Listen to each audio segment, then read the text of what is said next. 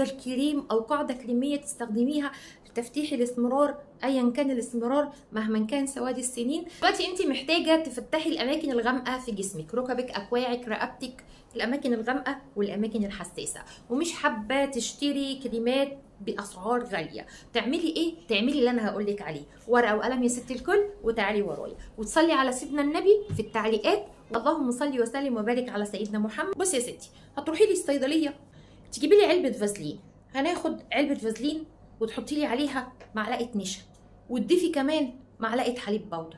عملتي كده خلاص القوام هيتقل معاكي، مش هتعرفي تستخدميه. هنحط عليه ايه؟ ميه ورد. بس من فضلك عايزاكي تجيبي ميه ورد نوعيتها تكون كويسه، ولو عندك كمان زيت ورد يبقى كتر خيرك. هتحطي لي المكونات دي وتخلطيهم كويس قوي وهيديكي قوام كريمي.